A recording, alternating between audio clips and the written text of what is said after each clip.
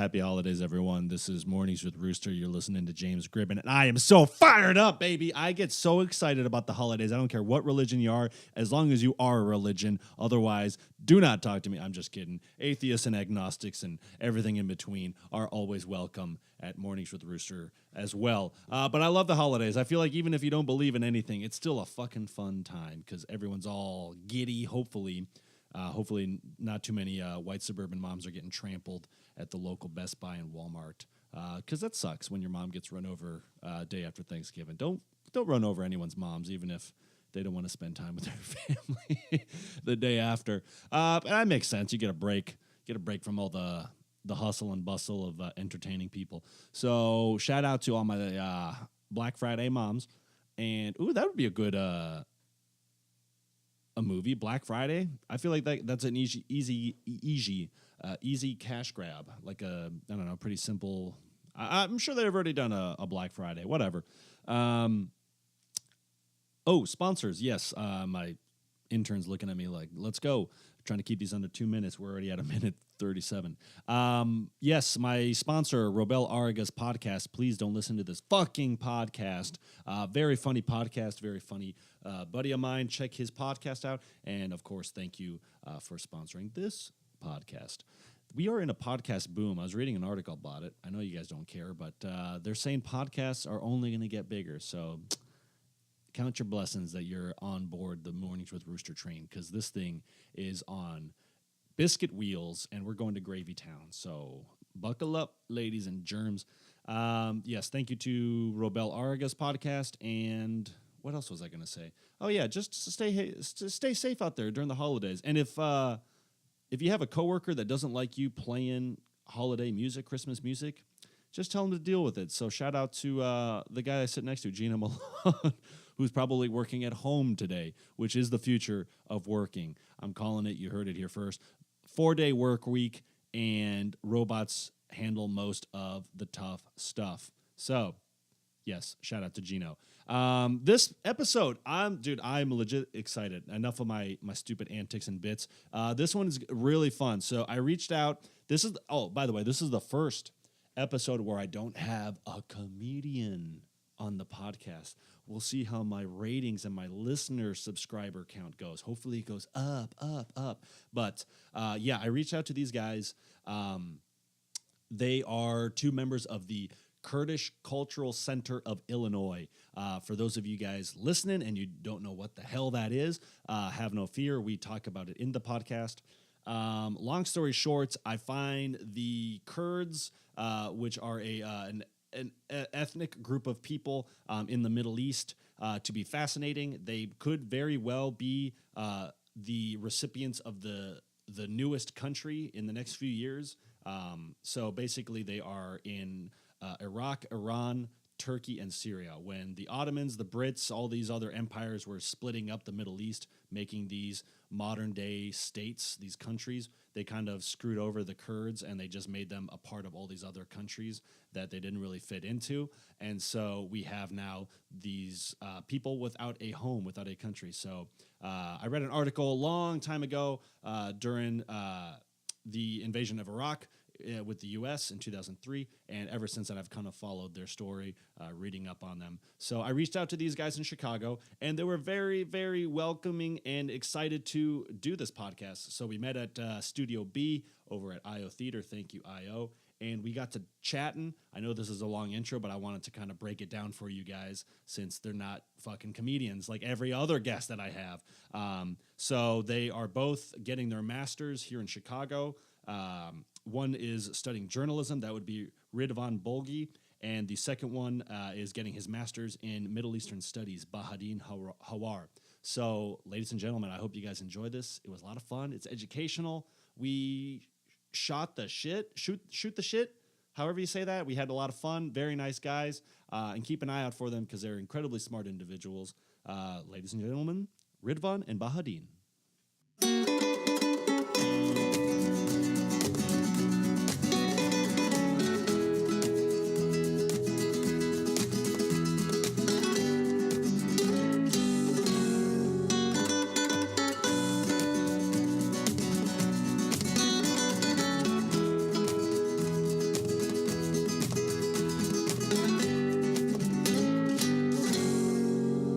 Yeah, thank you guys again for doing this. I appreciate it. Well, sure. Yeah, pleasure to be here, actually. Yeah, thank you. Where are you guys from? Wow. Like originally, or We were talking Chicago about this. area? We were talking about this earlier. It's one of the hardest questions that the Kurds, having a hard time to answer. yeah? So we are, the Kurds are split in the 4 countries, and since we are in the United States and people, it's like a common question to, start conversation. People they're like, "Hey, where are you from?" And I'm like, I don't really want to say that I'm from a country from Middle East. Yeah. That's a country that I don't really, possess their ID or their passport. The country that I don't like. Right. And the conversation starts from there, but it's really hard to tell them, about the Kurds Yeah. and who we are from. It's very interesting. Because all right, so for the people listening, so it's Iran, Iraq, Syria, and Turkey is what Kurdistan, the Kurdish people. Yes, and then we have some Kurds in Armenia and Georgia. In Georgia and Armenia. Yeah, Okay. and then we have a big size population in That's even Europe. closer. Yeah. Oh, really? Okay. Yeah. In Europe and then U.S., Northern America. Okay. Yeah, it's a big actually. Yeah, they're kind of segregated and separate all around the world. But I mean, the biggest population is in the homeland, even though it's divided into 4 pieces. Right. It's there is no clear sense about the exact numbers. The governments in the Middle East, they don't really let the Kurds do the counting and get the numbers. 40 million, something like that, from what I've the articles I've read. Well, I mean, Wikipedia says 40. It's between like 25 and 40 million, I think. Yeah. Okay. Yeah, but we don't know the exactly number. Right. No one knows. Gotcha. And as far as all the stuff I've read, the documentaries and stuff like that, it's the largest ethnic group in the world that doesn't have its own country, in essence, right? Yes. Which is incredible. Well, I mean, it's so sad, So when you read academic article or a book, so it is like the first sentence you have to read. It is so sad. Yeah. I mean, basically, okay, you are not a part of this world because you don't have your nation state or you don't have your own passport or ID card. It is really sad. Starting with this sentence is so harsh. Very true. Yeah, it's something that we all the time faces. It's like you guys are stateless. You guys are invisible.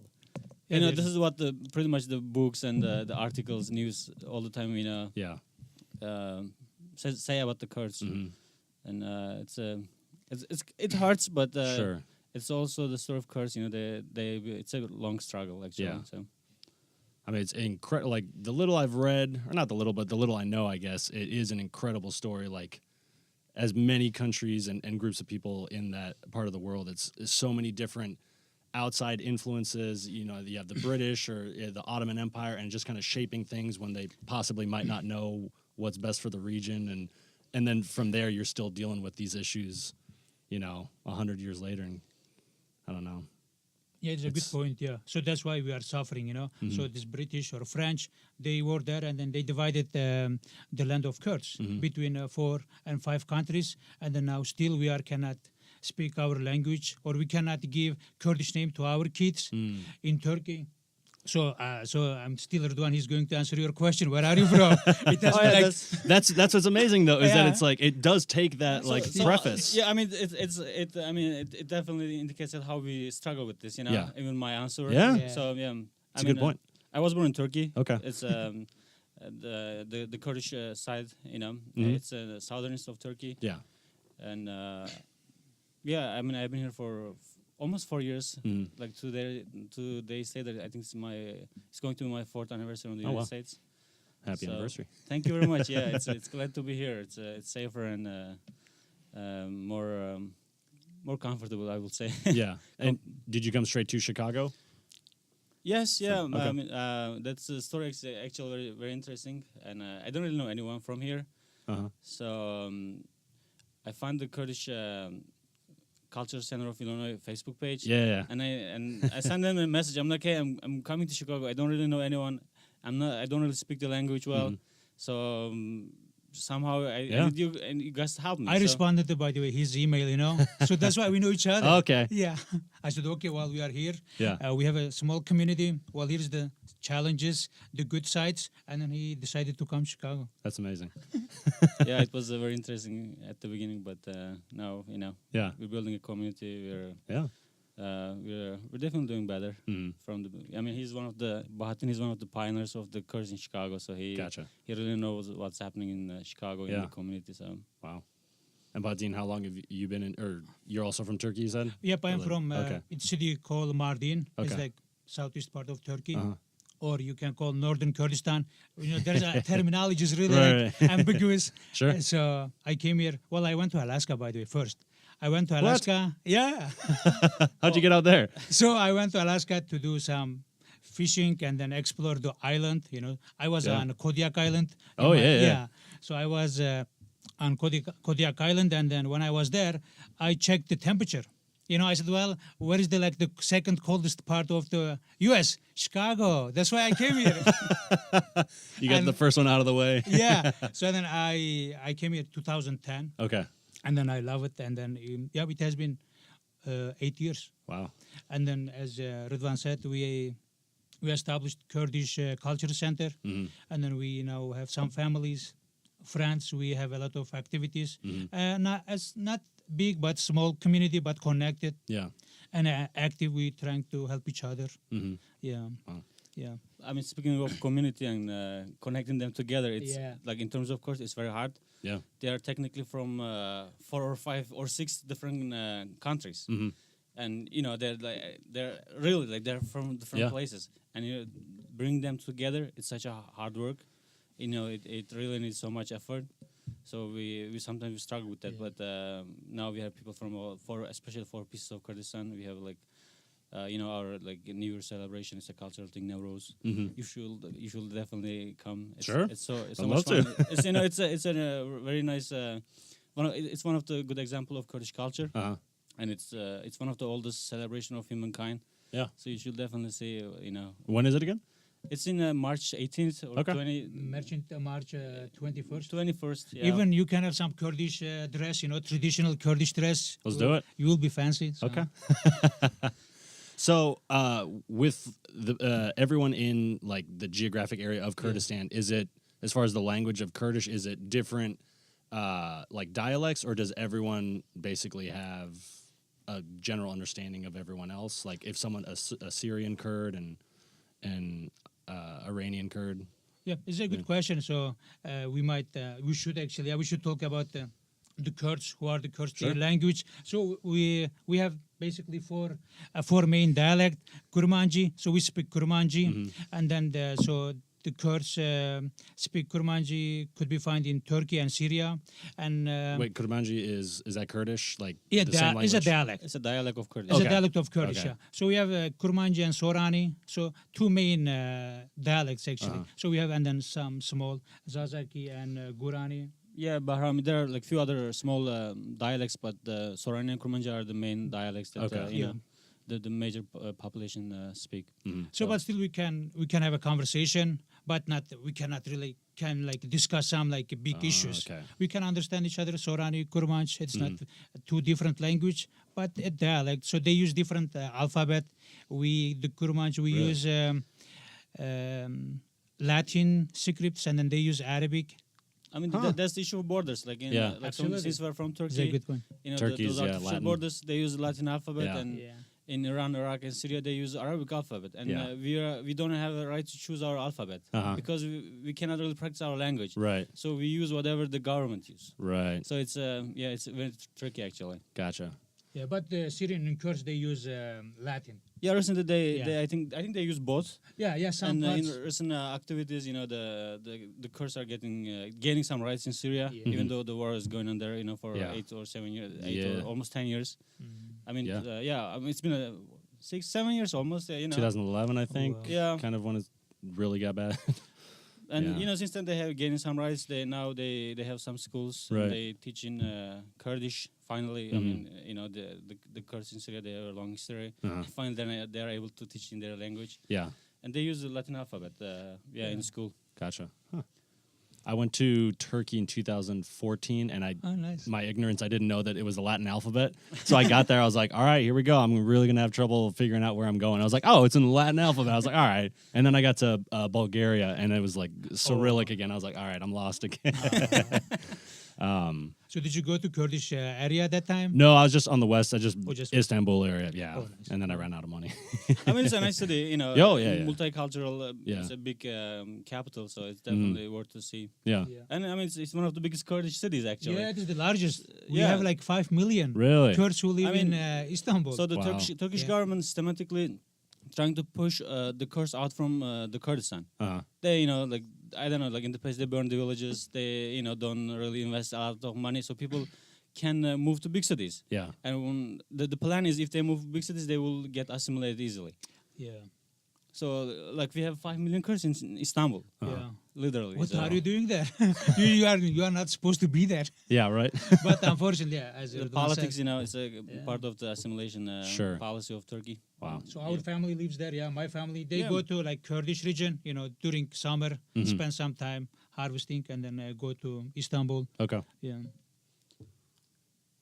And then because of our village was we have to move our village because of like the conflict between a Kurdish organization and then the government. So that's why we are in Istanbul right now, because Okay. we were not able to live in our village.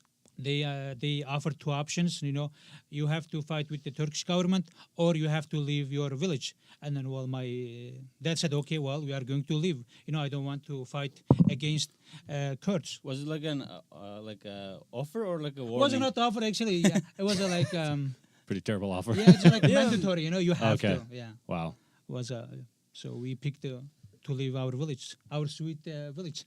Do a lot of people will they switch to different countries if that's the case, or is that not like if someone in Iran is like, well, things are getting difficult here, do I go to Iraq? Do I like and stay in the Kurdish area? Is that common or? So since the artificial borders, I mean, this kind of it got really hard, but still people do that. I mean, there was a refugee crisis in Kurdistan. Yeah. I mean, there are so many refugee crises in Kurdistan, yeah. and you know, people move from Iraq to Iran, Iran to Turkey, Turkey to Europe or here and there. So yeah, there's still you know, people are moving, you know, Constantly. Wow. Yeah, but still we have many Kurds from Turkey who moved to Iraq. Yeah, I mean because they can communicate. So just imagine my dad and father still they cannot speak Turkish. They cannot communicate with their Turkish neighbor. So that's why they said, okay, we have many Kurds from Hakkari especially. They moved to Iraq. So because of this, it's a comfortable zone. So they can speak, they can tell their story, what happened to them. So that's why we have many Kurds in Iraq still. It's kind of going back to asking you where you're from. You're like, well, I'm from Turkey, but yeah, like maybe our parents don't speak Turkish, and they're not Turks, so it's like, and with like an asterisk like next to yes, Turkey, but Absolutely. yeah. I mean, it's not about our story with the Turks and the Iraqi Kurds. They have the issue with the Iraqis, the Arabs, right. or the Kurds in Iran. They have the same story with the Persians. Yeah. You know, they're not Persians, but they kind of, you know, have to accept the sovereignty. They don't really accept it, you know, ideologically, politically. Yeah. But officially, they have the Iranian passport, Iraqi passport, Turkish passport, Syrian passport. So, like, it's very interesting to see that actually. Whenever there's a conflict, you know, between one of those Middle Eastern countries and, for example, United States, Kurds are getting punished. Yeah. You know, and it's not their fault, and they don't really like the governments there. Right. You know, they may be pro United States and stuff. Sure. They still have, you know, get punished because of this. You know, official. You're there. Yeah, you're there. You're part of it. Wow. So. I'm originally from Arizona. I've been here for like 3.5 years. But John McCain, who just passed away, he was always like a very pro Kurdistan and everything. So I imagine he was at the Kurdistan 3 or 4 times, I believe. Okay. Yeah, he was. Yeah. I remember one of his picture with the former Kurdish president Barzani. They're running to each other like, you know, like an old friend. Yeah. Two dudes, yeah. Yeah, they were hugging. Really, it was a really good picture. Yeah. Like it was a really important figure for the Kurds. Actually. Yeah, I imagine. All right, so can you guys walk my listeners through who were probably like, what the fuck are they talking about? Yeah. What are these areas? I've heard of Iraq. Yeah. I've heard of Syria. I kind of know where these places are. Like the history of the Kurds and not like a a 10-hour. They kind of start from the beginning, I guess, if that's possible, or Yeah. Well, I mean, we can start. We can start from so. if you want to like move it this. There you go. Yeah. Okay. So yeah, now it's better. So we can start from our story. So I am Bahadin. So we can start from beginning.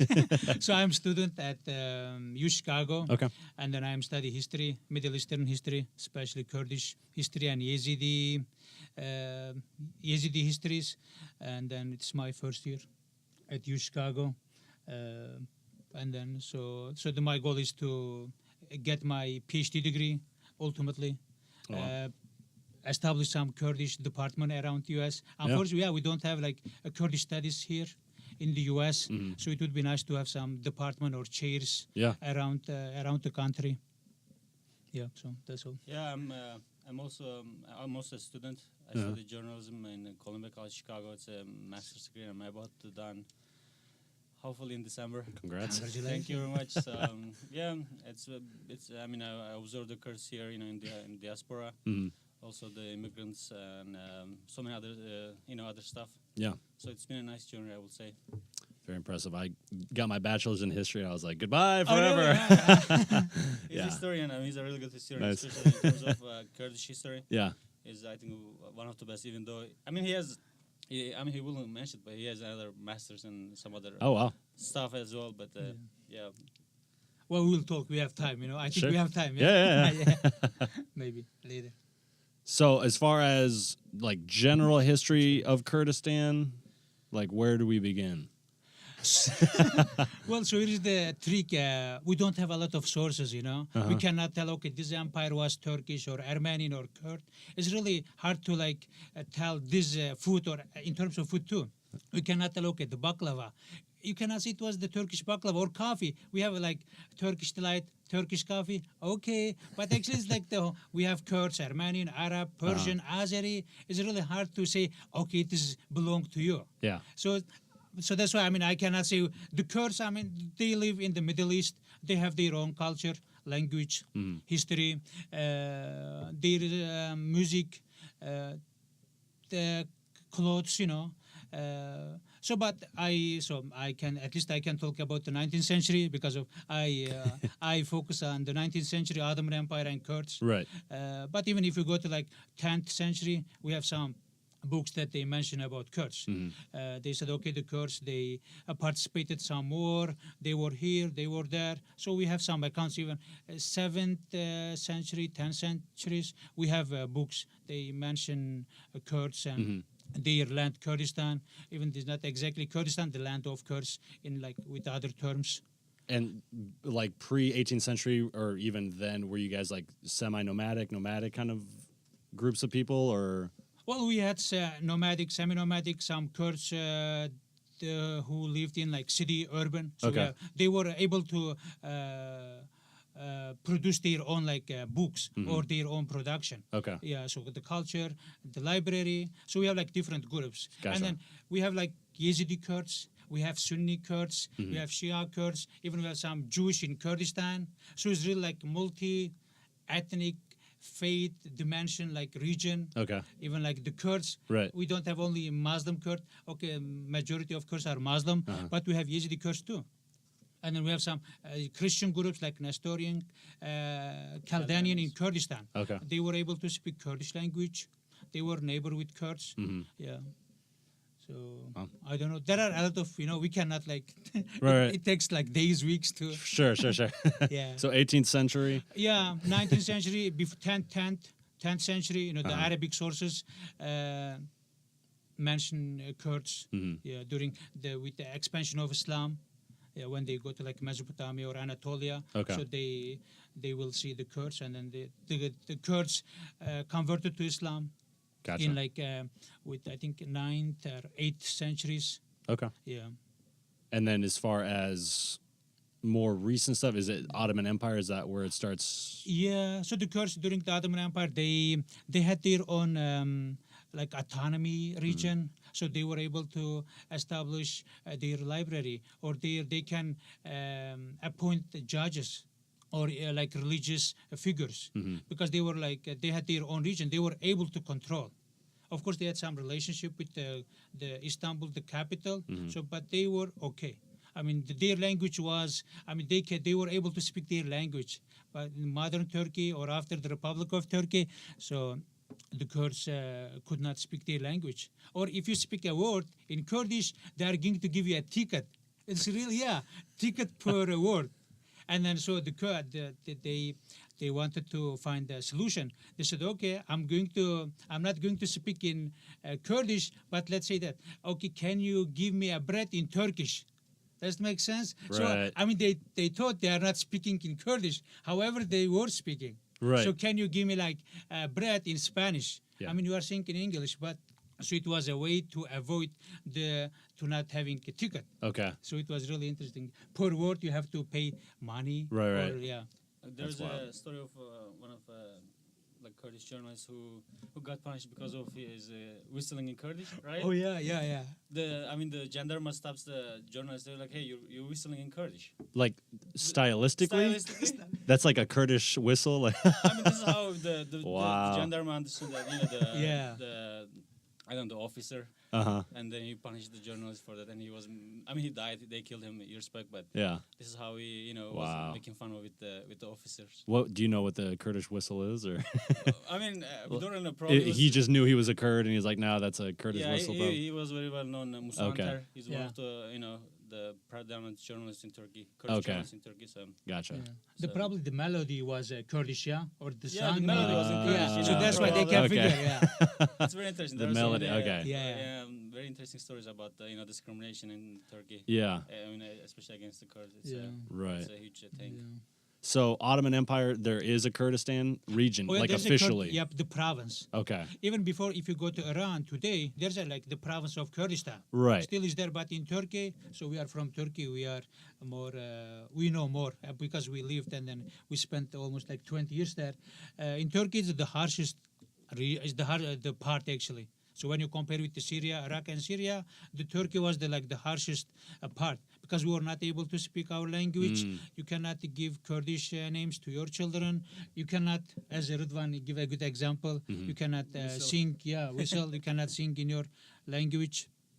But with the after Ottoman, so the Republic of Move Turkey, this thing just because it's hitting. yeah. So with the Republic of Turkey, we faced a tremendous, a lot of problems. I Right. can tell, yeah. So then we can give examples and then more information about that issue, or I don't know, maybe we. Yeah, sure. Yeah. So with Ridwan, do you want to say something about? Do you have any other good examples? Oh, I mean, not at this moment, but probably it will come up.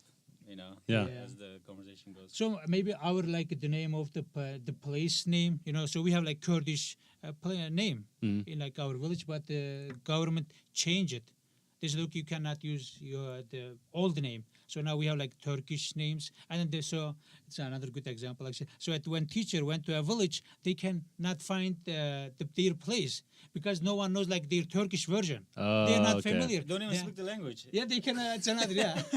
The Turkish teachers, they were really having hard times in Kurdistan because they weren't able to speak the language. Yeah. And people, they don't speak Turkish at all. Right. And there was a huge barrier between those Yep. people, and they were teaching us. Right. We didn't really know what's happening. We were Yeah. just there, Wow. as a figure in the class. It was pretty hard at the beginning. Yeah. That's incredible. Yeah. Yeah. I mean, we don't have like good examples with Turkish. I mean, personally, I know Turkish. I mean, we got our education in Turkish, but we are not happy with the language, Because so when we were learning, I mean, they were like forced us, Yeah. and then not a good way. Like, I mean, the funny thing is that I always think about if it would be great if we had another like occupier, like another a language colonizer. another colonizer whose language is very common. I don't know. Okay, it could be Maybe Arabic, French. could be French, could be Spanish, because Turkish is not very usable. It's not like Yeah. all around the world. You cannot really talk with so many people. One country, yeah. Yeah, that's it. I'm like, why not? Right. I mean, the Kurds in Iraq, they speak Arabic. Some of them, Sure. not the new generations, I think, but the older generations, they speak Arabic very well. Yeah. In Wait, so the newer generations don't? they don't. I think they don't a lot because they get education in Kurdish and Iraqi. The Kurds in Iraq, they have their own federal government, and they speak Kurdish and they get education in Kurdish. I heard that. I think I know some people as well. They say that most of people speak Kurdish. In new generations, they don't really speak Arabic. Interesting. Okay. Yeah. In addition to this, I mean, the Iraqi Kurds, they faced some genocide. Yeah. You know, we have Halabja. Oh, yeah. The Saddam Hussein killed like Gas and- thousands yeah, of people, yeah. gas. So, I mean, their experiences, so they are not happy with Arabic. You know, Yeah. so when they speak that language or when they hear the language, I mean, they remember what happened in the Yeah. past. Halabja genocide, you know, so I mean, I can understand them. Sure. So why they don't want to learn Arabic, it makes sense. Yeah. So when you think. So I think that's why it's one of the reason. And then of course they can make a life with Kurdish in Iraqi Kurdistan, as Ridwan said. I mean, there's an education system. They can find a job. They can go to outside Europe or US. Yeah, But they're like the thing about them is they're Iraqi citizens. yeah, They cannot really travel around. Yeah. You know, there are Kurds. Okay, I mean, the people in West, they Yeah. really love the Kurds. Yeah. I mean, this is a very well known discourse. You know, Yeah. everybody they like the Kurds. They admire Yeah. their, you know, fighters, their Yeah. culture, their you Yes. know, I don't know, like tolerance and stuff. But okay. like Iraqi Kurds are Iraqi citizens. They cannot really move around. They are Very true, You know, yeah. they have Iraqi passport. It's very Yeah. interesting. Yeah, but here I'm still. So I think so. There is like two U.S. consulate. One of is Erbil, and then other one is Baghdad. It's another thing, you know. So the Kurds are able to have some connection with the U.S. With the US, yeah. directly, you know. And then when you say I'm Kurd, you know, I mean, I think the people are they can.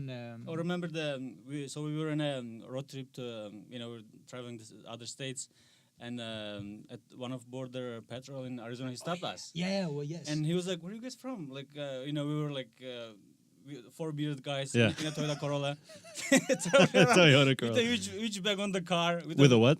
huge bag Okay. on the car, and Yeah, there's a Kurdistan flag on the car as well. You know, It's a great flag. yeah, and thank you. And you know, he stopped us at the somewhere between California and Arizona. He was like, "What the heck is happening here? Who the hell you guys are? Where are you guys going?" And you know, like we were like Yeah. immigrants, but you know, we kind of freaked out. We're like, what's going to happen? Yeah. What's happening? He was really harsh at the beginning, Uh-huh. and then we had a small Kurdish flag in the car, you know, hanging, you know, by the mirror. And he was like, "Are you guys Kurds?" We're like, "Yeah, you know." And Wait, he knew? yeah. he knew the flag for some reason. Oh, an Arizona Border Patrol agent? Yeah. Wow. You know, he's like, I just completely changed in a second. I'm like, this is great. I mean, That's incredible. Yeah. This is one of the. I think it was my first thing that I see that my Kurdishness sometimes helps. Uh-huh. Yeah, You know, it was always headache. You know, being a Kurdish really hard. Yeah. I mean, In Middle East. In Middle East, yeah. Yeah. I saw that it kind of helps here. So we were really happy. And Yeah. Was nice. Yeah, it was a very interesting experience actually. Yeah. Yeah, I mean, like, as far as I know, like, historically, like, Americans and Kurds are, like, pretty much allies. I know that because with Turkey, they're, like, NATO allies, so it's tough when, like, any type of, like, independence talks Yeah. shows up. I think the U.S. has to, like, officially say they don't support it, but I imagine. I mean, yeah.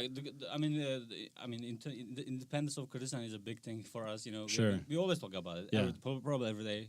The Kurd that I meet, you know, usually we talk about this issue. But I think for the Western world, it's you know, independent Kurdistan means more conflicts, more refugees crisis. Because I mean, if Kurds build a sovereignty in Middle East, I mean, Turkey, Iran, Iraq, and Syria, they wouldn't be happy about it at all.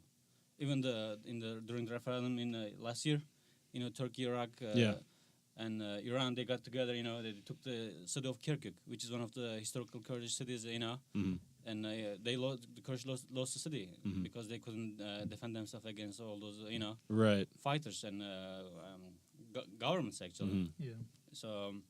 I mean, I think that's the only concern that the Western world, United States or the United Nations, you know, one of all those big entities, Sure. they don't want to really talk about the independent Kurdistan because they don't really want to have more conflict in the Middle East. Right. So it's not necessarily like a fear of like a vacuum like with Libya. It's more of just like these four countries don't want anything to do with that idea, so they're going to retaliate. I mean, Turkey has, what is the population? Almost 25 million Kurds in Turkey. I mean, numbers are rough. You know, we don't really know the exact Sure. numbers, but big population. It's in Turkey, and Iran is the same. 8 million Kurds. Iraq 5 million. Few millions in Syria. You know, like imagine they will lose all those land. And the Kurdish land is you know, it's a very good land. I mean, in terms of mining, petroleum. yeah. So many Water sources. sources. You know, Euphrates and Tigris are in the. It's the heart of Mesopotamia. You know where the human cradle is. So Kurdistan is there, and it's I think it's one of the issues that that Kurdistan struggle because it's where everything starts. It's where everything is at. All those sources and stuff. So yeah, it's a. I mean, to wrap it up, this issue. I mean all those entities, they don't want to. They would like to say maybe in independent Kurdistan, but it's really hard because it's more conflicts, more refugees, more problems. I remember reading about it. Was it like September, October last year? Like almost a year ago, or at least a year ago. As far as like the independence vote, September 25th, if I'm not wrong. Okay, so with that, is it they want all of what you guys outline as Kurdistan, or would it be like Iraqi Kurdistan? Just Iraqi Kurdistan. Oh, that's right. Okay, Yeah. all right. I mean, yeah, that's another issue. Yeah, we are one nation, we're one ethnicity, but we have our It's everybody. 4 hoops you got to jump through. Yes, like everybody has own issues with within the government. Like Yeah. Iraqi Kurds have issues with the Iraqi government. We have issues with the Turks. Kurds in Iran, they have issues with the Iranian government, which is a very brutal government. But even if you have like one Kurdistan, so it might be a sample to other parts, So that's why they concern. Or if they have like their own sovereign state, so the other parts of the Kurds of other parts, they are going to have same demand or claim. Said okay, in Iraq they are more happy. I mean, in terms of wealth, Now, if you look at Iraq, the region of the Kurdistan region is the safe. Be honest. The Arabs from Baghdad or Mosul or Basra, they want to live in Iraqi Kurdistan. It's safe. I mean, unfortunately, I heard that I saw funny thing on Facebook. They called Iraqi Kurdistan as Canada. Canada and Middle East. it's where where the tourists go. And feel safe and stuff. Why is that? That it's as far as like the rest of Iraq? Well, I mean, the Kurds are more tolerable. They have diversity in respectful, themselves. They were respectful to others. And also, you guys like in Iraq, they're in charge of protecting themselves, right? They have their own troops, like their own army. sovereignty. Okay. Yeah, it's a state. Gotcha. Small state within Iraq. Yeah, and then even if you look at like Kurdistan, so we have some like Christian groups. We have Assyrian, Chaldean, and then some Yazidis. So they're happy. They can go to their own church. They can practice their faith. Gotcha. I mean, they are safe, and then they're so happy, like being a part of this entity, Kurdistan. But if you look at the other parts of Iraq, they might face some problems. Right. I remember one of during the ISIS attack into Kurdistan, one of church, I think it was from Assyrian community. It was demolished. The ISIS, I don't know, bombed the church and destroyed everything there. And the people in the village from all over the Kurdistan, they were like the Re-established, Sunni Kurds, Shia Kurds, from here and there. All those colors. They were together building the. They rebuilt the church back. again. So Oh wow! So it was really good to see Yeah, that, especially after that, ISIS tank. It was really to see all those people, together and safe. Yeah, it was nice. And then in Kurdistan, so the Turkmen, so Turkey group, they can speak their language. The Kurds, they can speak their own language. Arab, that's fine. The Chaldean, so they can speak their own language. And then if you go to Kurdistan, you will see a lot of signs in different alphabet and then languages. So like US, if you go to like the Divan, the north side of Chicago, you will see a lot of Arabic and then Hebrew signs. We have same similarities. So we respect the others. We don't care what you believe. I mean, we are okay. If we can live in harmony, why not? So I think so in US and then the Kurdistan, so that's why. Or Canada, he said. Yeah, the Canada. Yeah, Middle Eastern Canada. Canada, yeah. There are Canistan. Canada's, yeah. That's a good one. That's a good, yeah. Or Canada with a K, I guess. I don't know. Canistan works. Canadistan. What else was I going to ask you guys? Oh, as far as with Syria, is that because I would obviously I don't know I was in Scotland when they had their referendum vote in 2014, and I was like, this is so cool. I would love to see independent Scotland just because I don't know. I think it would be good for them. Well, yeah. Sorry for interrupting you, but we thought the same because we see them as an example for us. Like, Scotland. Ireland, Catalonia, those are the examples that we can, show the United Nations, NATO, or United States that we are in the same situation and we want our independence. but in Scotland case it didn't happen. It was just disappointing for us. Right. I was really sad to be honest about Yeah. that. I'm like, how come it didn't happen? I mean, they have rights. Sure. They get more. I'm sure they regret it now. Yeah, they're really Brexit. good now. But with the Brexit and stuff, it's They're like, get shit, man, we really complicated. screwed it up. Yeah. Because they have all the natural resources up there, so I don't think they'd be hurting if they were to be an independent country. But do you think there's a chance that, like, with Syria, just because everything is so just, it just seems crazy right now, that there's a better chance in, like, Syria that there could be a Syrian Kurdistan, and that like one by one, or would it just is the goal to have all four regions? Well, so we are from Turkey. Sure. I mean, in Turkey, if we have like rights, if we speak our language, if we can like comfortably, if we says, okay, I'm Kurdish, I have like Kurdish background. When I go to hospital, if I'm able to find some Kurdish and speak my language, I will be okay with Turkey to live under like the Republic of Turkey. Right. But if like having like my basic human rights. So I mean, without any discrimination. If you go to Istanbul, it's really hard to say I'm Jewish, Armenian, or Kurd, because someone might attack you. It's really dangerous. Yeah. So if we have these rights, and then if we can like use our language, if we are able to give Kurdish names to our kids, I mean, I can live under the umbrella of Turkey. Why Right. not? Yeah. It's like, of course, but the whole people say no, we want to have our own sovereign state. I will be respect. Okay, it is your right. If you want to have your own region, that's fine. But if you want to live under Turkey with equal with Turks, I mean, I will be okay for same Syria. So like a few years ago, the Kurds in Syria, they didn't have like their ID. So it was like a few years ago, and then now the people can establish. They have their own school. So now they are happy with their language, culture. No one can like bother them. So I think they will be okay with a part of like the Syria with their own like rights, like Arabs they have. I think as long as United States stay in Recognize Syria, them maybe. No, as long as United States troops stays in northern Syria and Rojava and western Kurdistan, so the Kurds in Syria will be safe and protected. And I think I recently heard that they just cut the oil trade with the Assad regime, with the Syrian government. So that kind of means that they want their own autonomy within Syria. Right. Like in Iraqi Kurdistan in Iraq. Yeah. And that can be a good start, Yeah. I mean, the Kurds in Syria, they were really in bad shape in terms of human rights. They really didn't have ID. They weren't able to go to schools. They speak the language and stuff. It was really hard. Discrimination. Yeah.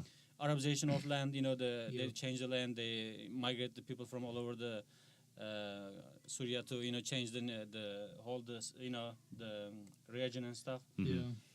But yeah, I mean, it's all about United States and its allies, to protect the Kurds. And I mean, they have own United States and NATO have their own interest in Syria and Middle East, and Kurds are part of it. As long as they stay in northern Iraq, I think Kurd will be safe and they will have some sovereignty somehow. Yeah. And then speaking of Syria, we have many Kurdish refugees in Chicago, by the way. Yeah. Yeah, I don't know. Have you heard any? But we. Yeah, they recently arrived. It's been 2 years. Yeah, like around 10 families. 15 families. 15, actually. yeah. Oh wow. We have 15 Kurdish, maybe more. Uh-huh. I mean, as long as we know, we have 15 families that we know. They're from northern Syria. They ran away from the war in Syria. Right. And they're doing great. They're kind of trying to adapt to culture. Sure. Kids are great. They speak several languages, because Right. they migrate through all Yeah. the land here. Yeah. They Pick up a couple languages on the way here. Yeah, I mean, I don't know how they pick up that quick, and they now speak English as well. It's very cool for them, Yeah. I mean, the adults, they struggle. They have a hard time to find a good job. They cannot speak the language very well. And adaptation takes time. They didn't know how to take buses and stuff at the beginning. It's hard. It's a new world. Sure. And they were insecure at the beginning, but now I see them driving around doing work, and it's very cool to see all Going those fishing in people Alaska. Yeah, why not? Yeah, it's they're at least they're safe here. Yeah. So that's what matters actually. Sure.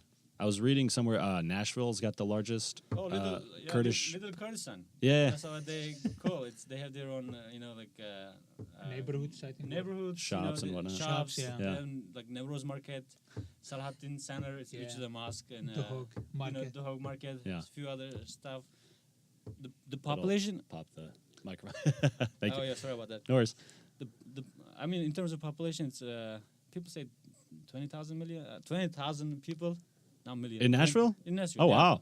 I mean, it's they most of them are refugees from Saddam era, Okay. From 90s. 90s, Yeah. you know. Yeah. Been here for a while then. Yeah, they kind of adapt the culture. They have new generations speaking English, Right. doing the work, being the part of the community and stuff. Have you guys been at all? Few Nashville? times. Oh, yeah, we went there. Get some Yeah. cowboy boots. I mean, Nashville is a nice city, to be honest. Yeah, really I like love the it. culture there, and for some reason, the Kurds really get along with the southern culture. Hmm. The Kurds, they really have a good hospitality culture. Same thing. I think with the southern thing, they Yeah, really yeah. get along. I love it. That's Yeah. great. I think I mean, in terms of the Kurdish population in the United States, I think there's a 5,000 population in El Cajon, San Diego, Mm. Yeah. and there's a Yazidi Kurd population in Lincoln, Nebraska, Yeah. and Fargo has some population of Kurds for some reason, like North Dakota, Oof. Fargo. Talk about like opposites of. Yeah, well, I it's, mean, I'm assuming it gets pretty cold. Yeah, I mean, Fargo's cold. Yeah. And because Oh, no, we have like in- mountains. In the Kurdistan, Kurdistan, yeah. Where I was born, like Yeah.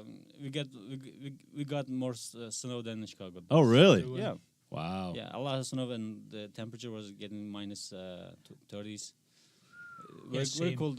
Jesus. It's a mountainous Yeah, place. yeah. Kurdistan, the Kurdistan with the mountains. Uh huh. So it's a very mountainous place, and the weather changes. Yeah, a lot. yeah. It gets really cold sometimes. Fair. And also, I mean, all those big cities have the Kurds. Mhm. L.A., New York, Washington D.C. Chicago community is small, but it's relatively getting bigger since all those crises. Yeah. So there definitely the population is getting bigger, and the good thing is they're adapting the culture. Mhm. It's very important. There are so many people who come here and they struggle, but the Kurds are somehow they adapt this culture easily. It's really Right. good to see that. That's great. Do you guys have like monthly meetings, or is it just more of like if someone needs help of any sort, do they just reach out, or? Well, so we have Kurdish Culture Center of Illinois. Illinois. We have Facebook page, and then hopefully we are going to have our physical place so people can come and then have a couple of tea. If they have any question, issues, we'll be happy to help them Yeah. or to find a solution. So what they need, and so in Chicago we have around 10 students. So we have a Kurdish Cultural Association. So we are able to invite people, and then they can give some conference or speech about history, language at the University of Chicago. And Northwestern, I think, we had Kurdish Studies conferences. So people can connect, with these conferences. We have a lot of picnics. So people, We do gatherings. Yeah, gatherings and- we're trying to meet often. I mean, the weather kind of get Yeah. cold, but Not being from during here, it's summer, tough for we me. had some events. We usually have a physical location. Hmm. Well, we were not really happy about it, so we just left there. Hmm. We're looking for a new place. As long as we find a new place, we will have events in this culture center. Yeah. We used to have movie nights, Yeah. book clubs, Oh, nice. Kurdish. lectures, panels. It was I remember sometimes we were really busy, with the dinners, Oh yeah. panels. So when I have some concert. Yeah, we had Yeah. concerts, music, at a lot of events actually. Even though we are, it's a small community, Hmm. people who work there are very amateur. They don't really know the work, but learning. Yeah. So I think we have done a lot. Oh yeah. Well, I mean, there's a lot to done. It's a new community. It's again, the Kurds are very new here. It's the people you see are the pioneer of the Kurds in Right. Chicago and here in Yeah. the United States. So it's there are a lot to be done actually. Right. So. Yeah. I mean, it's probably the Iraqi Kurds, the first kind of wave, early '90s, like you were Yeah. saying, like with Saddam and everything. Well, yeah. Why don't you tell the story? Actually, of we the have a Kurds? story. Yeah. Well, I mean, the Kurds and then the U.S. So if you go back to well, I can ask you a question. So what happened in Chicago, 1893? 1893. Oh, the World's Fair. There you go. So I'm a history tour guide. Oh yeah. Oh yeah, I saw the second post actually. Nice try. So that time we were here. Okay. So a group of Kurds, not Kurds, Armenian, Jewish, they came here to represent Ottoman Empire. Okay. So the Oh, Kurds, the Kurds went to south side of Chicago, now around in the museum. Uh-huh. So then they performed Kurdish drama. You know, the Kurds love, like, they are very happy with the love story. So they performed like a theater, a Kurdish drama. And then we have documents. We can see what happened there from like almost like 150 years ago. Yeah. So we have these nice papers and documents. And then story, Chicago, Kurds and U.S. It's like a great picture, you know. Yeah. We are not here new. We have history here. Right. And then before that, we have some other Kurds. They came here to work some like mining, railroad works in Boston, Michigan. Oh, wow. We have some like documents. It's a small number, but we can tell that they came here like before 1893, before the fair. Yeah. And they did they do that show continuously, like through, because the World's Fair is like several months. Well, I think they were here the whole time. Oh wow. Yeah. Okay. There was on the umbrella. What is the name? The Turkish. Turkish midnight. Turkish something. Turkish theater. So the Kurds were a part of this group. Got so it. then they performed with their. I don't know the language. We are not sure. It was English or Kurdish or how the it actual happened. like play or Yes, we don't know that. It will be nice to see actually what was the language or Right. maybe more documents if we are. with like some subtitle signs. Absolutely, or something. yeah. I It think will be nice. There's some pictures from it. Oh, yeah, we have some pictures, yeah, A few a few. pictures from 19, They said, like 1873. Is it yeah, the yeah, year? yeah, it's the yeah. Oh wow. Like Kurdish shepherd or Kurdish girls or women with their traditional clothes. Uh-huh. Yeah, so they were able to show Americans their culture. It was good. Of course, the fair itself, it has some problem, you know, how the problem that they faced. But we were here, the Kurds, so we were able to have something to tell the U.S. So or we have Chicago roots here. units. That's what matters. We What? have roots here. Yeah, we have roots, yeah. Yes, it's Absolutely. beautiful. Yes, Yeah. yeah. Love it. Oh my god. I always have to talk about, because I do my ghost tours as well. Oh, so like the World's Fair, I always think of H.H. Holmes, the serial killer, because he would meet everyone hanging out there. I don't know. That's all I have to say about that. Yeah, it was. Did you read the book? I have. The City of Devil. What was it? Devil in the White City. Yeah. I do the tours. I still have not read it, and I recommend it to everyone on the tour. And I still, I know I'm supposed to, but I haven't read it yet. Inside, but you guys should read. I'm very good at that. I'm like, you got to see this movie. I'm going to see it soon. It's fantastic. Yeah. How did you learn about the Kurds though? I mean, most of That's a good Americans, question. Oh, they yeah. don't really know about the Kurds. Like we talk about, whenever I meet with some Americans, I'm from Kurdistan. They're like, is it like by Russia? Yeah. Is it like what? Is it like by Russia somewhere? Oh, by Russia? Yeah. Because with no. Istan, I you know. guess. They're like, probably it's where all the stands are. Yeah. I'm like, pretty close, but You're you like, still don't know where the Kurdistan is. Yeah, like 1,000 miles south of like an area you probably don't even think is Russia, like Chechnya and Dagestan. Yeah. I found out about the Kurds, I want to say like 2004. I was reading an article about after the U.S. invaded Iraq, and they were talking about how Kurdistan was like less affected by the invasion than like the Sunni and Shia area, and how much more progressive and like safer it was, and how they had like shopping malls and all this stuff up there. And I was like, huh, interesting. And then from there, just kind of like stuck around. And then I would I started watching documentaries about what is it, the PKK? Yeah, that's the military organization of the Kurds, yeah. Like the freedom fighters, as they're Freedom like fighters, a lot of female. Depends on the perspective. They call them. Some of them call terrorists. Some call them the freedom fighters. It depends so who you depends ask, on yeah. perspective. It depends on who you are. Yeah. So it's very important. Is that the group I'm thinking of? That it's like a lot of female fighters that are on like Twitter that are like going after the Islamic State, like ISIS and all this, or is that a different group? Right now, their ideology is the same. So the Kurds, the groups that you're talking about is the YPG and YPJ. That's the it. Iraqi, Yes. Syrian Kurds. Okay. But they have the same YPJ, ideology, same YPG. leader with the PKK. Okay. They're coming from the same ideology. They believe in women rights, human rights. Right. More socialistic Nationalistic. Not so. I mean, they are like What is it called? like they Workers' Party, They're workers. kind of. They're liberal. They're Yeah. fighters. They believe in equality. Yeah. In terms of sexes and stuff. So yeah, it's a. I mean, they have been calling the Kurdish fight in Syria as a feminist revolution. And Yeah. stuff. I mean, it has been instrumentalized by the feminists and the leftist groups. Dude, I forget what All the around. documentary was called. It was this Israeli journalist. He was talking about it, and he's like, because members of ISIS believe that if they get killed by a woman, they they cannot don't. go What to the- heaven. Yeah, and I'm like, dude, that is the best fucking idea for like getting rid of ISIS. Just like any female volunteers around the Yeah. world that want to go kill ISIS, like they are terrified of them. I'm like, that's such an incredible like gift. Yeah, I Like mean, if you want to go fight, like they'll run from all you. those like Kurdish fighters that are like their age are like between 15 to 24 or 25. Yeah. They're young people. Most of them are educated, but the system, the politics pushes them to be fighter instead of going to school. Do Okay. more more important things. But they have to take up guns and fight against all those radical things. Sure. So it's Interesting. I mean, it's pretty sad, to be honest. The war in Syria, we have lost several thousand young people. Most of them are educated. They could be here sitting with us talking about the culture, history, and Right.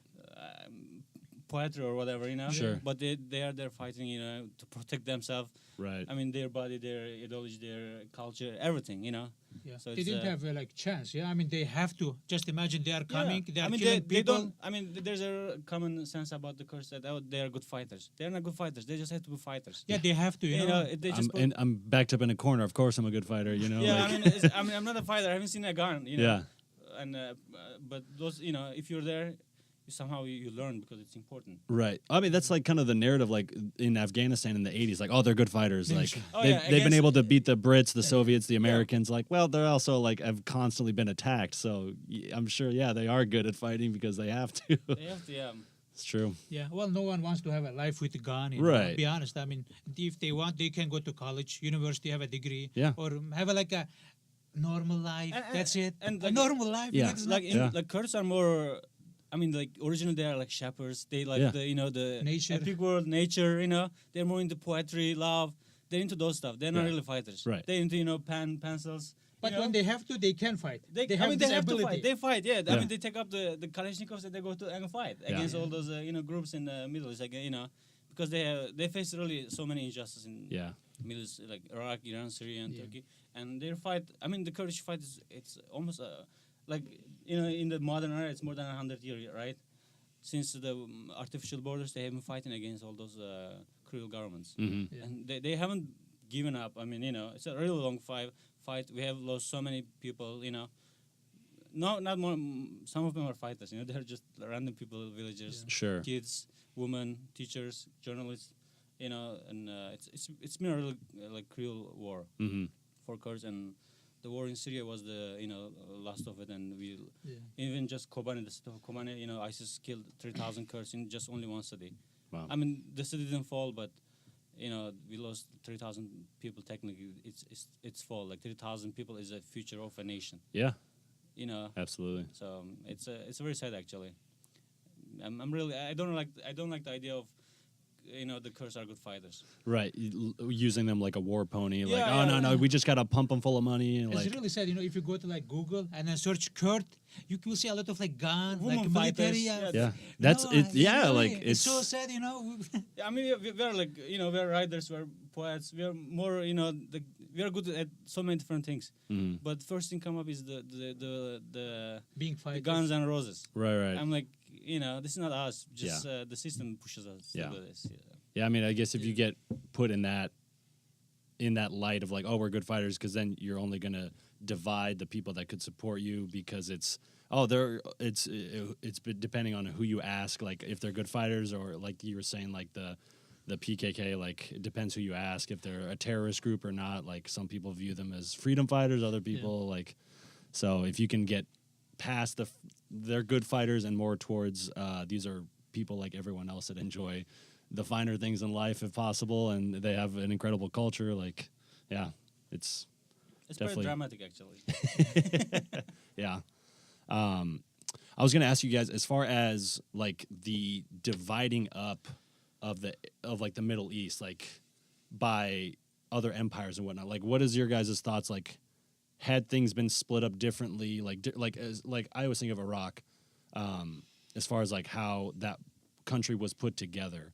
Like, do you think there could have been a better way of going about it? Do you split it up by like culturally, religiously? You know what I mean? Like, is that even a possibility? Is that worth it? So, Yeah. I mean, the Kurds are the the black sheep of Middle East. Yeah. They are The Canadian black sheep. They Canadian black sheep. They are the alienated group in Middle East. Uh-huh.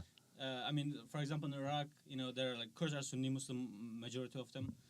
Like there are three groups, even though they are Sunni Muslims. There are Shias, Sunnis, and the Kurds. They don't consider them as Muslims or the Sunnis or Shias. Yeah. Because they really treat the Kurds different. Like in Turkey, in Iraq, in Iran, and Syria, they see them different. Yeah. So like while the other, like for example, the Shias are mostly Iran. no, Iran, the they're the Persians, or the Arabs are Sunni. Let's say they don't really treat them as Persians and Arabs. They treat them as Sunni and Shia. But when it comes to Kurds, they go by the ethnicity. They're like, you guys are the Kurds. Right. We don't really want you guys here, but this is your land. We're occupying. So Yeah, I've looked at maps as like Shiite, Sunni, and then the Kurds on the upstairs. top.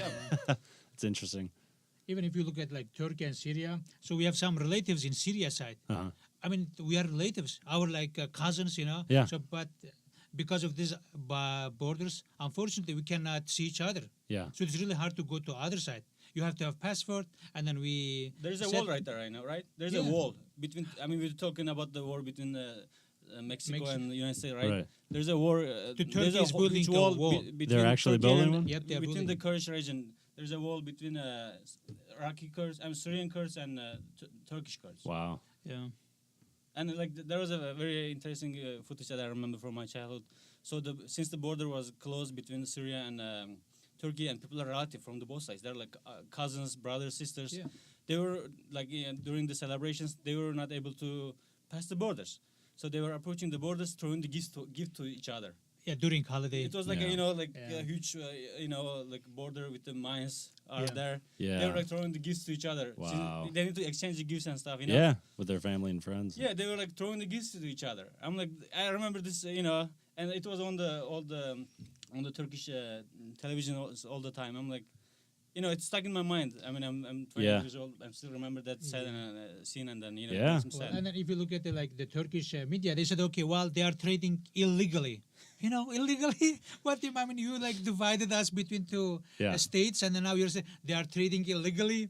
It's like, there's some like tragicomic. There's an illegal trade market going on the border. You're like, no, these are gifts. They have to survive. It's the same thing with between the Iraqi Kurds and Syrian Kurds, Iraqi Kurds, Turkish Kurds, and Iranian Kurds. I mean, they're like relatives, and they have job. They don't really have job opportunities there. Mm-hmm. In order to do work, they need to do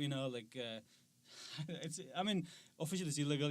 They are smugglers. They exchange stuff. They buy stuff from Iran, bring it to Turkey, then from Turkey to Iran, Iraq, and they got killed a lot. Oh yeah. Like especially the Iranian government, they're very cruel. They just kill them, shot them right away, right? Yeah. There's so many people. They suffer. They don't really have anything to do there. There's no job employment. They don't really do invest a lot there, and people they need to survive somehow. And when they pass the border, even they sometimes they die by the mines. They step on mines and they die, or one of those border patrol just shot them on the head and killed them. Wow. Yeah, I mean there are so many issues, in terms of this border thing in Kurdistan. Absolutely, yeah. So many sad stories. Yeah. If you go back to your question, so I mean each region has their own story. So Turkey. So if you go to look at the national discourse, they said, okay, the Kurds are mountainous Turks. Oh yeah, Mountains. We are mountainous Turks. We are not Kurds. You cannot call yourself as I'm a Kurd. I can speak that language. I have this culture. I have this history. So you are mountainous Turks. So each region has its own dynamics story. So, but the Iraqi Kurds, now they are doing okay. I mean, they're not okay, but at least they have their own sovereignty. Yeah, I mean, school system. They get, they practice the language, culture. Like when ISIS attacked the Shingal, Yazidi Kurds, they didn't have any protection. ISIS enslaved the woman, sold them in the slave market and use them as sex slaves. Because they didn't have any protection. They couldn't go to Iraq. They couldn't go to Syria. There is no Kurdish sovereignty that can protect the women's, kids and old people. Wow. So they all died there, and most of them who ran away from the group, they died from starvation and dehydration on the mountains, like little kids. I remember I was sitting at the border, just thinking about those people, and they all died there. Wow. So like the Kurds, they need protection, they need sovereignty in Middle East. And Iraqi Kurds, it's at least, I mean, they're not strong. They're not strong. Against all those governments, because they're like, Turkey, Iraq, Iran, and Syria. They have like all these institutions. They have their own power. Very strong governments. The Kurdish state in Iraq, it's a small place. They politically they need to get along with all those entities. Mm-hmm. I mean, but still they they practice the language. Oh yeah. I mean, they have their own culture, customs. Absolutely. Yeah. Well, if you compare like the Iraq and Turkey, the Iraqi Kurds are doing great. We don't have a kindergarten in Turkey. Yeah. So even you don't what? We don't even have a kindergarten for the kids. What do you just start? To teach Kurdish or anything to the kids. There's nothing. So just first grade or whatever the equivalent is, or which in Turkish. There's nothing in Kurdish. Gotcha. You cannot really teach anything in Kurdish officially. Mm-hmm. You can speak the language at home. See the culture from your parents. Yeah. And relatives. Yeah. But otherwise, there is no other options. Yeah. Still, Turkish government can ban like the books about Kurdish history. They just banned it 2 days ago. One of them. So you cannot publish a book in Kurdish. So, but however, the Iraqi Kurds, they have their own publishing houses. They can get some like money from the government. The school system is not great. Of course, there are a lot of question marks. We have to accept it. But the Kurds, I mean, they cannot publish a book. Mm-hmm. Or they cannot, publicly cannot say, well, I'm a Kurd. I'm proud of my identity, who I am. Yeah. But it really is hard. Like in terms of Iran, I mean, they just hang 45 Kurdish people. Yeah, it's another. Just they hang them like publicly. Mm-hmm. It also said, like Amnesty International, United Nations, so many organizations couldn't stop the execution of those people. They were like poets, songwriters, or activists, Yeah. So what is if I go to Istanbul or Ankara or whatever, and I meet someone who is ethnically a Turk off the streets, I'm assuming the chances of them being like, I don't have a problem with the Kurds is decent, is good. Like people on an individual level, like I want to hope that, there's not an issue. So it's like, where does it come into play where the government's like, no, we're going to censor, we're going to destroy your culture and your language and your way of being you. Why does it start? So the government policy starts with the education. Mm-hmm. Turkish government, like Turkish education, it's very nationalistic. Mm-hmm. They teach the Kurds that they're in the center of the world. Yeah. Everybody's against them. That's how they grew up. That's how their mentality is, and they really believe in one nation, one language, and one flag thing. They don't really accept the diversities. Yeah.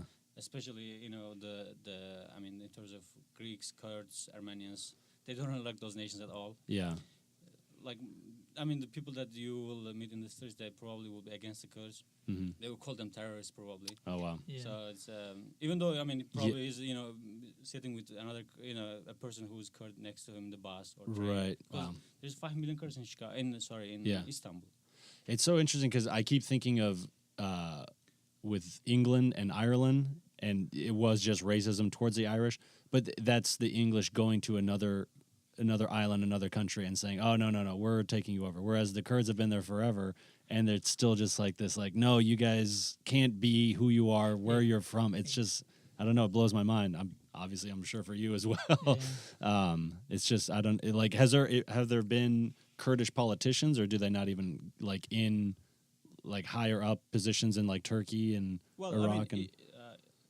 The Iraqi president is president. But it's a prime minister, right? It's the prime minister, yeah. It's a political thing, president's Kurd, but the others Shia and Sunni, Right. In Turkey, we have political parties, half of it is in prison. Yeah, really. Yeah, unfortunately. Yeah, I mean, Jesus. if we go an election, in prison, probably because they will win all. Someone else wins. Are you, all of you out? All of you go Oh yeah, in, I mean, like- most of the members Wow. of the political parties are in prison, Yeah. and the Kurdish, the leader of the Kurdish political party is in prison at this moment, and they have some parties. Oh, right, yeah. I mean, they tried everything. They talk about free Kurdistan, it didn't work out. They try to, they talk about integration with the Turkish government, with the society. Mhm. They have like groups that liberal accepting all the difference and stuff. Still didn't work because the Turkish government is being so radicalized and nationalist. Hmm. So it's been a long struggle actually in Turkey. Yeah. Yeah, education, media. I mean, when you think maybe here individual level, but I think Ridwan made a good point with education system. Media is another like a great tool to shape people. Yeah. The media, education, and then like if you go to Like, if I you mean- take a bus, I mean they said okay, we are going to kill the terrorist quote unquote are Kurds. So it's in public sphere, media, school system. So the great picture is like so you can eliminate or you can manipulate the whole Kurdish region or the population. So unfortunately, of course, we have some like Turks who are trying to help Kurds. So this is okay. You have to be able to speak your language. It's so very basic human rights. Yeah. But the big chunk of the Turkish population, unfortunately, they are against the Kurds. They vote towards. Yeah. This is very Wow. nationalistic. Is that? I guess I phrased it poorly a couple questions ago, but Yeah. with the forming, I'm not too familiar with how Turkey was formed or how it came to be from like the Ottoman Empire. But is that something that it would have been better if they had made a smaller Turkey? You know what I mean, like a present, like with just Turks, and then like the East is all Kurdish. Does that make? Is that not even the point of making these countries? Well, during the 1920s, so the Kurdistan was on the table. They said, okay, you are going to have your autonomy region. So who's saying this? I mean the Atatürk, the father of Turkey. Oh, okay. The founder of the modern Right. Turkey, and then so that time they were weak. So, but when they got the power, when they established everything, they said no, we didn't say anything. So the Kurds, we have some like what's called rebellions, against the Turkish government. They said, okay, we are Kurds, we want to have our own region, we want to practice our language, but they couldn't, they were not successful. So there are many, like around like 30, 40 like rebellion. I mean, against the Turkish government. Yeah, like in the first gathering of Turkish parliament, there were several Kurds in the parliament, and they talk about about the Kurdish, federal state Autonomy. Yes. But in the second meeting, they were all hanged. Yeah. So since then, the conflict has been going on, several genocides, political assimilation, cultural assimilation, and it's been going on. Yeah. So- Still, I mean, like we have like the Armenian genocide. Yeah. It happened like 1915, and then the Turkish still hasn't recognized the Armenian genocide. Yeah. It has been over like 100 years, you Yeah. know. So just imagine. So they don't recognize the Armenian genocide. At the same time, they said, okay, Kurds, you are not exist, So that's it. So of course we have like Armenian, the Turks. I mean, at the government level, they have a lot of problems with the Greeks, Armenian, Kurds, with even Arabs. This is okay because of Arabs we lose the great Ottoman Empire because you stepped us in the back. However, I mean everyone has their Right. own interest. Yeah. Yeah. So now they don't have any neighbor. I think. I mean, they don't get along with with anyone. Bulgaria, Armenia. Really, they don't like friend. I mean, they demonized everybody around them. Like That's the the Armenian, Greeks, Kurds, Iraqis, Yeah. Syrians. The Western world, they demonize everyone. Yeah. They're in the center of the world, and everybody's against We them are right now. superior than others. That's the issue with the Turkish mentality, Right. With the government especially. Yeah. And it's very interesting. It is fascinating though, because Turkey is where East meets West, and it's like that's where they think everyone's out to get them. Like it is like Istanbul is like the place for like That's the issue actually. So since the Turkey is the bridge between East and West, like literally and just there are so many issues physically, that culturally. being ignored by the Western world. I mean, the Kurdish cause in Turkey, it's a big thing. Conflicts. Yeah. 2 years back, Turkish government destroyed 6 Kurdish cities, like killed people. They destroyed the whole city, like whole cities, like everything, struck buildings. The people ran away, right?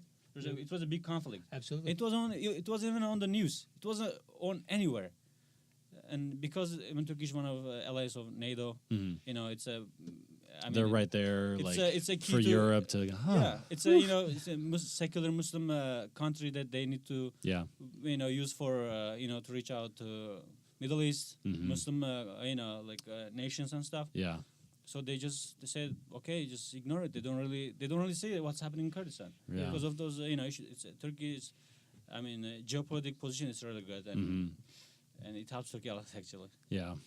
There are things like that you, like, I myself will look back and, like, it's just, you feel ashamed of, like, your country. Like, with the Syrian civil war, like, I just feel like that's something that we just kind of let happen. And even like, with, like, North Korea, stuff like that, I'm like, these people live horrible lives. They're not constantly being executed as far as we know, but, like, the fact that you're able to, like, manipulate their minds and make them believe things, I'm just like, I don't know. Hopefully, if I get to be an old man, you look back and you're just like, you just kind of allow these things to happen that are just terrible. Yeah, I don't know. So, as far as the future of the Kurdish people, do you guys see a country, at least one out of the 4, in the next 50 years? Is that a possibility realistically? Is that something that you would like? Based on the amount of countries that are like, no way, Jose. Like, well, at least it's my personal view. So now Ridvan and I, we live in the U.S. So we have some plans, some project for Kurds who lives in the U.S. And then we are trying to build some connection. The Kurds in Kurdistan and then the other region and then here. So Ridvan, he said he's going to get his degree, like MA degree, and then he's going to be a great journalist, a Kurdish journalist. We don't have many. Yeah. And then who can tell our story, what's going on, what happened. Like, as you said, the Turkish government destroyed almost like 10 cities. And then we didn't have a voice, to tell the truth. The innocent people were just being killed. It was very sad. So here, of course, we are fighting, in terms of like academia. So we are like facing problems everywhere. Even, so I'm a student at U Chicago. So a few days ago, I was, so on our library system, you can request a purchase. And then I said, okay, there's a Kurdish book, so can we buy it? Because I need this book, and then you cannot get from other libraries. And then I got a receipt, said, well, we don't have Kurdish studies here. Typically, we can not buy the book. I said, why not? I'm here. We have many students. Sure. So here's the another thing. So when you don't have like entity or state, so the other people cannot, or they don't want to help you. Right. So even like getting a book could be an issue. Really, I need it. So then I need to go and then tell my friend that he's going to send me from Turkey. So because our grade school said, okay, she said it typically, it was so fun.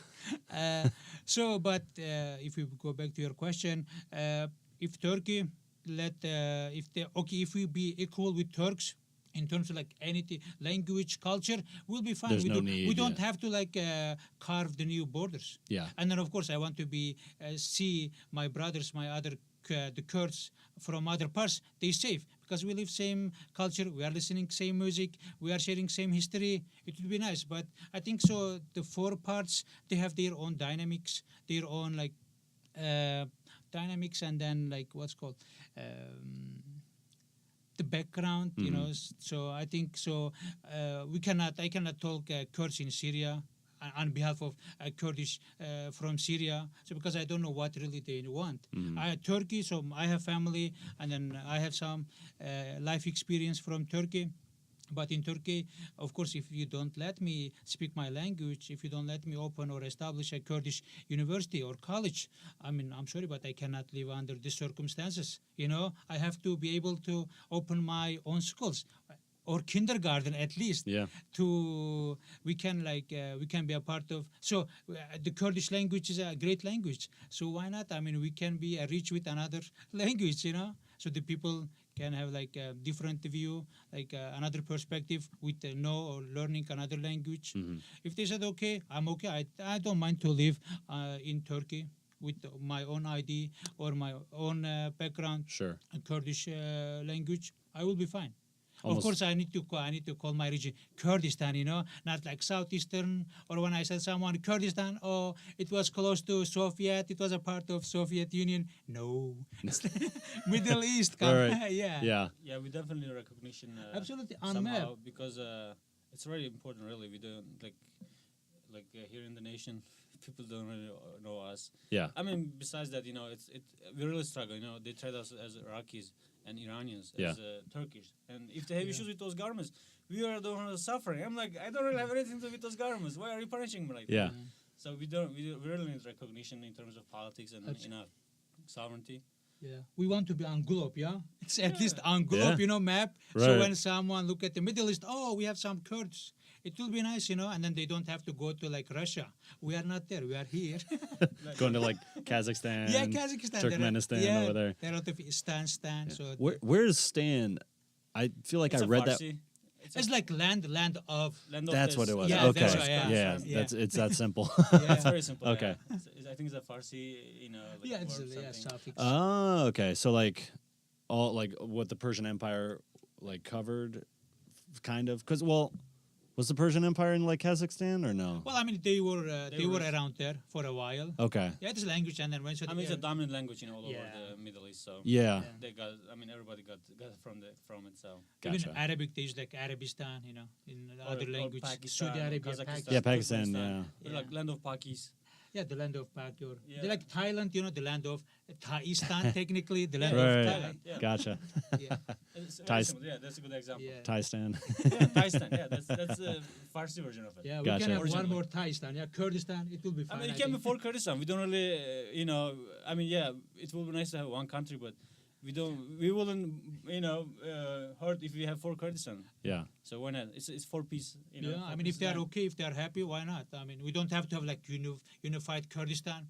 Yeah, I mean, it's not about nationalism. It's about protection. It's about human rights. Yeah. We're Absolutely, about, yeah. practicing culture. Yeah. So yeah, I mean, we don't really. I mean, yeah. Again, it would be great to have one sovereignty, entity, but it's really hard. I mean, as far as I see, Yeah.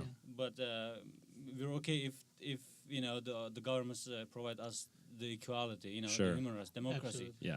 Even though their name is democracy and stuff, it's really not, Yeah. and we suffer from it. So we really need empathy and to have the same like levels. We need to be equal. Yeah. So It's it's a good point. It's kind of like Wales in the UK. They're not like screaming for independence because they're allowed to practice their language and do whatever they want. So they're like, we're their own fine. soccer team. We Yeah. don't have Yeah. we don't have any representation. Yeah. Our only representation is the fighters. Isn't that so weird? Yeah. Like fighters. I mean, it's 21st century, right? If I'm not wrong. Yeah. We're down in the basement. Come Who on, knows I what? mean, it's not the medieval era. Yeah. You're not fighting all the time, Yeah. but of course, they do. I mean, Right. stay alive. But yeah, I think the Kurds in Europe could be like a good example. Yeah, so if, like Sweden and other countries, so the Kurds can have like two flags. Like the Sweden flags and Kurdistan flags. It is fine. So why not? We can have like same sample in Middle East. Sure. If they are okay. I mean, the Sweden we have some like boxer. I think so. They are happy. They Oh, have man, two like flags. Illinois and United States flag. You can have them. You can have Yeah. both. Why not? Yeah. I'm half Mexican. I fly you have both. Mexican, Yeah, yes, my they mom's from Mexico. So here's a good example to see. I mean, we don't care, if you are like Mexican or Kurdistan or Iraqi flags. It's just a fabric, a Yeah. piece of fabric. That's all. Yeah. And but when you don't let him, so it's going to be a problem, Sure. So basically, you are violating my basic human rights. So and then with flag is going to my language, my culture, and then I'm not going to define my own Existence. personal basically, existence. Yeah. It's the existence. Yeah. Absolutely. It's been they have been denying our existence for so long, Yeah. with their politics, education, media. hmm Through all the way they have, they like, hey, you guys are not exist. You're not here. So we have been suffering from it. Yeah. It's it's very hard. Yeah. Any other questions? Is it trivia? You guys want to try and stump you know me? what? We talk a lot. When we were before interview, we Sure. said, well, we can listen some Kurdish music. You know, we talk a lot about politics, Uh-huh. and we don't want to like bother your listeners with this terminology with people, groups, flags. I don't know. Well, maybe at the end you can like put a Kurdish music. You know, A link? Yeah, Yeah, they can, absolutely. There are like, I mean, Kurdish music is very diverse. Yeah. Yeah. We have all the the modern kinds, and also we have our own traditional stuff. Sure. And it's the good thing is about that, it's impacted by, for example, Iranian music. We don't really get impacted by Turkish music, but you impact the Turkish music a lot. Yeah. But Because we have influence of Iranian music a We are lot. cousin with Iranian. Yeah. Because the language is the same Indo-European. It's Yeah. Persian, right? Yeah, Persian. Yeah. Yeah. Okay. Farsi. Yeah. Yeah. I mean, the Kurdish music is very diverse. If you have a few, links, that will be great. Yeah, absolutely. Yeah, we saw. Yeah, Ridvan. He listen a lot, so he can help you with the links. Yeah, I mean, like in terms of the Kurds in the United States, one of the Chobani. Oh yeah, do you know Chobani Greek yogurt? Chobani. Yeah. He's Kurdish, by the way. The what yogurt is? Yeah, no, he's Or Chobani, the he's brand? himself. Ah, He's okay. Greek, but he's Kurdish, and then he publicly said, "I'm Kurdish," and then I mean, he does, yeah. I don't he know does. if he does for the PR and stuff, but because the Kurds are popular here, Yeah. people kind of like them. I Yeah. feel like he's using it for PR. Shout out Chobani. I'll put a hashtag when I post it. Um, okay. And well- maybe Kurdish movie, Ridwan? Do you want to say Oh something? yeah, they're like, I mean, so in order to know the Kurds, you should check their culture, music, movies, history, books. Yeah. So, I mean, we have a small cinema. It's not big, but we have good directors: Bahman Gobadi, Hannah Bahman. Salim, Yilmaz Güney, Yeah. several good directors who influenced the Middle East. yeah. And they're very important in the West too. I mean, especially Bahman Gobad, he was here during the summer. He was at Northwestern, and presenting one of his movies. Like his movies are very interesting in terms of understanding of the Kurdish cause, Kurdish struggle in the Middle East. Mhm. I mean, especially how the borders defines, Yeah. define the Kurdish life. Right. So I would suggest to see his movies, especially the Drunken Horse Times. Yep. Yeah, I think so. Yeah. Yeah. Or Half Moon. I like Half Moon. Yeah, Drunken Horse, it's a nice one. And what is the one about two orphan brothers? Oh, Bekas. Who's trying to find Superman? So Yeah. the Kurds are, they're really obsessed with the American culture. Yeah. They like the American culture. They like Coke. They really like Coke. Everybody likes Coke. So, I mean, the Arabs like Pepsi. What? Yeah. Isn't that true? Yeah, they do. Yeah. Yeah, the Kurds, they're like, they go with the Coke. First, it's so interesting. Yep. It's And, like, Yeah, in the movie, they trying to find Superman, Okay. and Like actual Superman or? they find it from the movies and stuff. Okay. And they're like, hey, we need to find Oh, these guys nice. out. And it's two orphan brothers. Their Okay. parents killed by Saddam Hussein. And it's a very touchy movie, Sure. very nice movie Yes. actually, very well made. So I would suggest people Yeah. to watch it. It's on YouTube, I think, if I'm not wrong. I think so. It's on YouTube. Yeah, it's a very good movie. And what was it called again? The Bekas, Because like like orphans, Okay. something like that.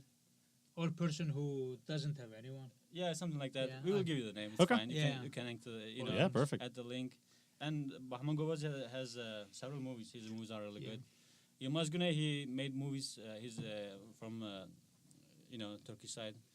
He influenced the Turkish cinema a lot. He made movies in Turkish, Mhm. but he mentioned the Kurdish, Kurds, Ah. Kurdish Yeah. music, Kurdish culture. Yeah. He showed all those stuff in Turkish because he wasn't able to do all those stuff in Kurdish. It Right, was right. forbidden. Yeah. So he did all the work in Turkish, but it's about the Kurds. Mhm. It's about their life, their struggle, border struggle, Yeah. prison struggle, smuggling, Yes. and what else? The gender issue. Yeah, the gender issue. woman, Yeah, woman. Mhm. So it's he's a very important figure for in terms of understanding of Kurdish cinema and his influence on Turkish cinema. Yeah. Yeah, he was a very political figure for Kurds too. He was in prison for so long. He died in exile in Paris. Paris. Oh wow. Yeah, there are so many other stuff, but we will give you some names that Perfect. can add to the link. So Yeah. people can see Yeah. and learn about the Kurds, more. I love it. Yeah. And in Chicago, we are. So we have some Kurdish courses. I mean, if you have maybe some listeners who wants to improve or learn Kurdish language, so at the University of Chicago, there's like free Kurdish language. They can go and then learn Kurdish. Beautiful. How about the restaurant? The Gundis. Oh, We have yes, a Kurdish restaurant in Chicago. Oh, Have you heard of it? Is it like Clark or Halstead somewhere near there? and Yes. surf. Clark and surf. Yeah, I walked by that. I want to go. Oh, really? You should definitely check their Okay. restaurants. They're really good people. Their food is great. Okay. Yeah, hospitality is Kurdish hospitality. Well, and then if you tell them I know Ridvan and Bahadin, you might get like free Free Kurdish Coke? coffee. Kurdish coffee. Kurdish coffee. Kurdish coffee. What's Kurdish? It's just like It's not like Just- a normal coffee. What is Okay. the thing that in it? Well, I don't know what's called, but it's very sweet. okay, You will love it. okay. Yeah. It's a good stuff. Their food is really good. Free coffee. I'm there. Free. yeah. Well, thank you very much. I appreciate it, you guys. Oh, yeah. Sure. Sure. It's a pleasure to be here. Actually. Yeah. Thank you so much. I really appreciate it. Sure. I will. I'll tag everything, and thank you again. Yep. Sure. Appreciate it. That's how you do a podcast about Kurdistan, baby. Thank you so much again to Ridvan and Bahadin. I had a blast with you guys. I hope to have you on again soon, and looking forward to what the future holds. Thank you guys to thank you to my sponsor, Robel Ariga, and the podcast. Please don't listen to this fucking podcast. It's super fun. And thank you as always for the monetary sponsorship. If you guys are looking to sponsor this podcast, feel free to reach out to me, email me, Venmo. I'll figure out one of those Patreons. I think that's what the latest thing that people are doing. I have to burp, but it's not coming. So count your blessings that it's not coming. And lastly, thank you to you guys, the listeners, whether it's on SoundCloud. You guys are like almost at 200 listenings, whatever that is, that word that is, it is. I can't even think of the word to describe what this word is. It is escaping me. Thank you, intern Mike. Mike Jeff is his name. He's got 2 first names. I love this kid. He's fucking fantastic. He's getting his associates in, what is it? Culinary arts over at RISD. So thank you, Mike. And thank you, yes, the listeners. Without you guys, I would not get out of bed. I would literally stay, hang out, playing Red Dead Redemption 2, and thinking about all the gifts